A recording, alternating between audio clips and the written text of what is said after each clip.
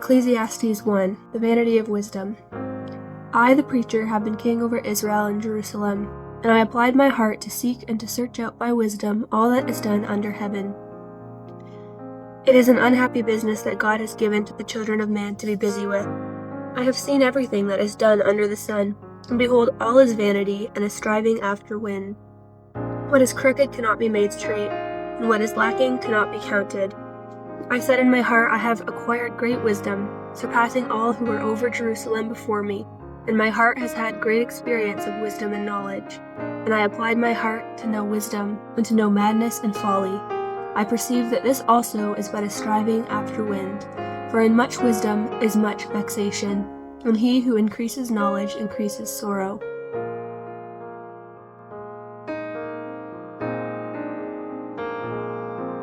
Ecclesiastes chapter 3, the God-given task. What gain has the worker from his toil? I have seen the business that God has given to the children of man to be busy with. He has made everything beautiful in its time. Also, he has put eternity into man's heart, yet so that he cannot find out what God has done from the beginning to the end. I perceive that there is nothing better for them than to be joyful and to do good as long as they live. Also that everyone should eat and drink and take pleasure in all his toil. This is God's gift to man. I perceive that whatever God does endures forever. Nothing can be added to it, nor anything taken from it. God has done it, so that people fear before him. That which is already has been, that which is to be already has been, and God seeks what has been driven away.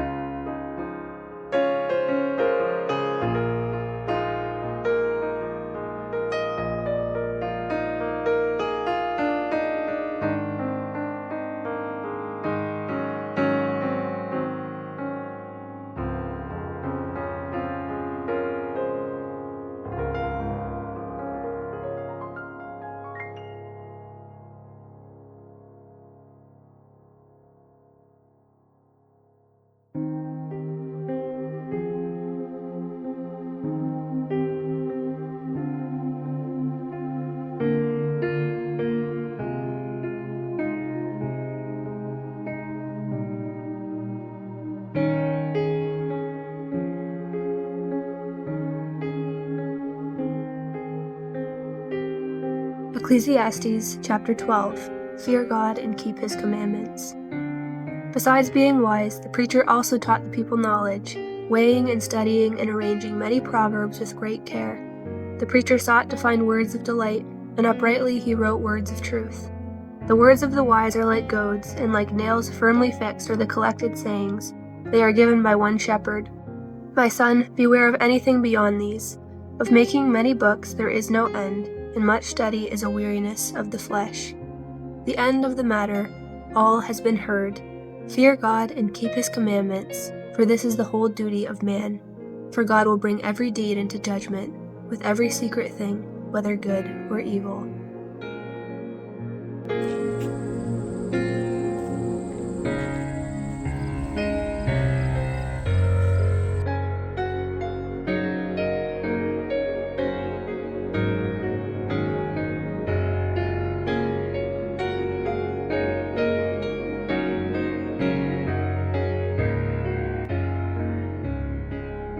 Okay, hi guys. I have a cold, so if my voice sounds a little off, that's why.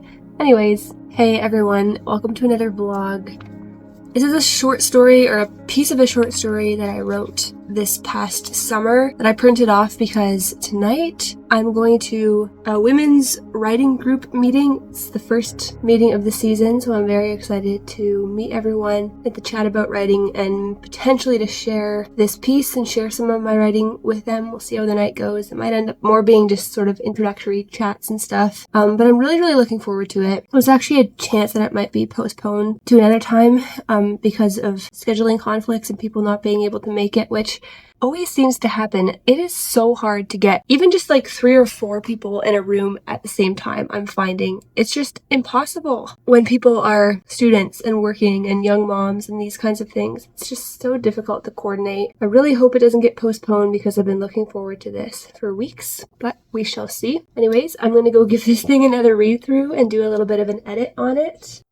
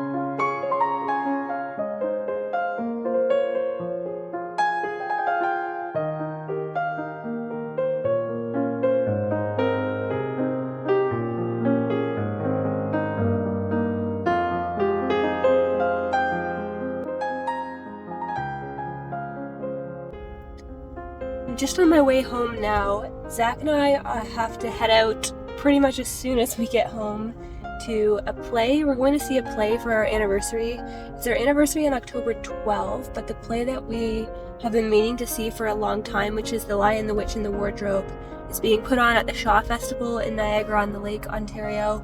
It closes this weekend, so we had to get some last-minute tickets on a Thursday night, 10 days before our actual anniversary, but I'm okay with that. I am very much looking forward to it. So we're gonna make some iced lattes and then get in the car for a little road trip. We do live about an hour and 40 minutes away from Niagara-on-the-Lake, so it'll be a bit of a hike, but I'm sure it'll be worth it. I've heard really good things about the performance, and it'll just be nice to spend time together. It's a beautiful day. My drive home from work is absolutely gorgeous right now with the orange colors coming out. It's just glorious. So last year we saw a Sherlock Holmes play for our anniversary, and it was absolutely fantastic. So I'm really hoping that this one will be as good as that.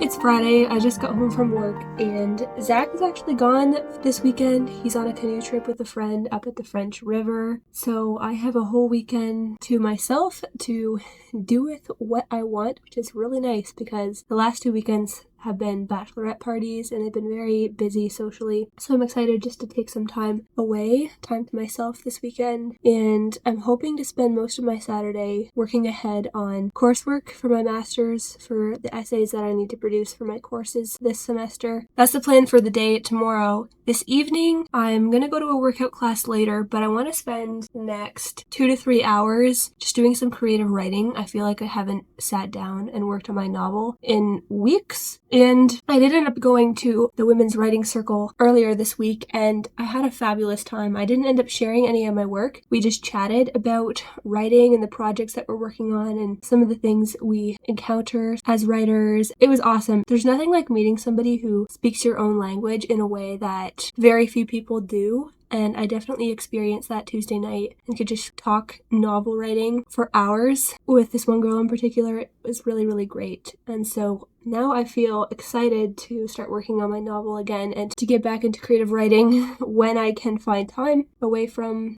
schoolwork and whatnot. But now's the time. I don't have to make dinner. I don't have Zach around tonight, so I may as well just turn on some music and just see where my pen takes me. So that's what I'm gonna do.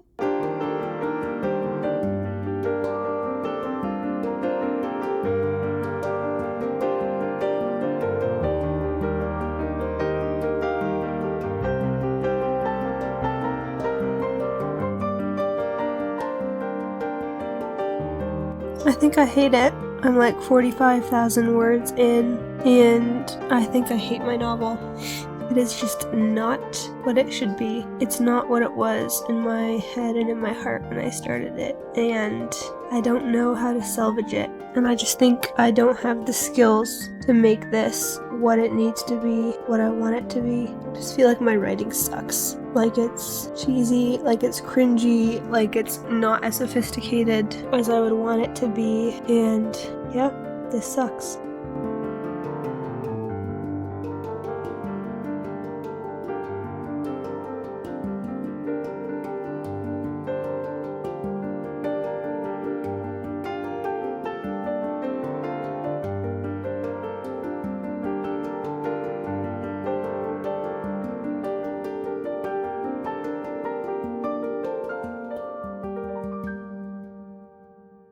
I ordered this book off Amazon. It's A Dish of Orts by George MacDonald, containing some of his essays on the imagination and on fantasy writing. I particularly love this essay here, the imagination, its function, and its culture.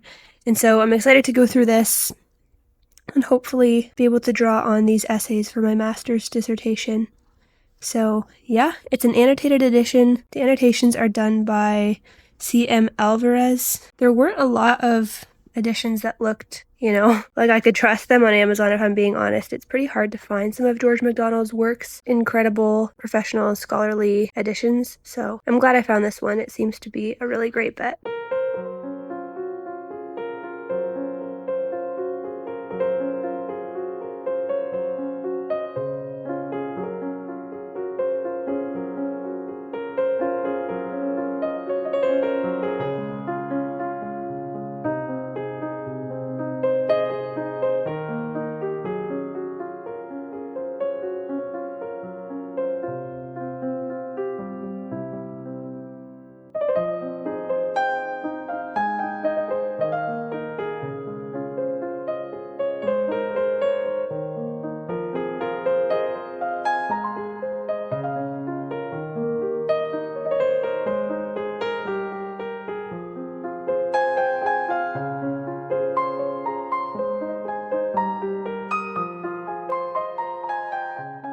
Ecclesiastes is my favorite book of the Bible because it asks the hard questions. King Solomon, the son of David, the preacher, king over Jerusalem, perhaps the wisest man who ever lived, looks around him and says, what is it all for? What are all my riches? What are all my pleasures? What is all the beauty that surrounds me? What is even my own wisdom, which is a good thing and which was given to me by the Lord? What is it good for? What is the point of it? Because bad things happen to the wise and to the good just as they happen to the bad and to the foolish. Life is short, life is fleeting, life is over before you know it, and you can't take these things with you. So what good does wisdom really do? I think about this often. What is all my studying for? What is all my reading for? What is my writing for? I'm constantly cultivating a life of the mind. I'm constantly thinking about these difficult questions. I'm trying to find answers in literature, in art, in history. And the preacher reaches a conclusion in Ecclesiastes. He understands that all the study, all the acquisition of knowledge, all the acquiring of wisdom that one can do in this world is not enough at the end of the day to fully understand the ways of God and the plan that God has for the world and for each individual. And that's okay. All the wisdom in the world, not even Solomon can understand the ways of God. And yet we're called to trust. We're called to trust God, that his plan, that his ways are good, that he is truth, that all will be well. And that our task here on earth, in the meantime, until we get to that point of standing face to face before God, we'll be able to ask him our questions and he'll answer them. We'll spend eternity gaining understanding of all things and acquiring true wisdom. But until that point, we're here in this world. We're called to do our duty. We're called to do our work. There's a time for everything, right? Time for everything under the sun. Like it says in chapter 3, for everything there's a season and a time for every matter under heaven, a time to be born and a time to die, a time to plant and a time to pluck up what is planted, a time to kill and a time to heal, a time to break down and a time to build up, a time to weep and a time to laugh, a time to mourn and a time to dance, a time to cast away stones and a time to gather stones together, a time to embrace and a time to refrain from embracing, a time to seek and a time to lose, a time to keep and a time to cast away, a time to tear and a time to sow, a time to keep silence and a time to speak, a time to love and a time to hate, a time for war and a time for peace. God has made everything beautiful in its time, and he has put eternity into man's heart, yet so that he cannot find out what God has done from the beginning to the end. I perceive that there is nothing better for them than to be joyful and to do good as long as they live. Also that everyone should eat and drink and take pleasure in all his toil. This is God's gift to man. I just think that's very encouraging. And so even when I feel weary from all the studying that I'm doing, when I'm trying to write a book and it's not working, I can think back to this verse of making many books there is no end, and much study is weariness of the flesh. Ultimately, these things aren't the final answer and aren't the final word, and the making of them, the studying of these things is not my ultimate purpose, not the ultimate telos of my life. And it's not going to bring me the satisfaction that I think it will. That doesn't mean I can't study. That doesn't mean I can't read and I can't write. These are gifts from God that I am given to do and called to do. But keeping the perspective that they're things of this life that are merely pointing to the better things of the next life. I don't need to write the best book that has ever been written. I don't need to be the one who communicates truth and hope and peace and love to the world, because at the end of the matter, all has been heard. God has spoken, he has given us his word, and he has given us what we need to hear. We have enough. We have the truth. No one can add to it, and no one can add to what God has said and what God has done. So fear God and keep his commandments, for this is the whole duty of man. There's so much packed into this book, these 12 chapters of Ecclesiastes.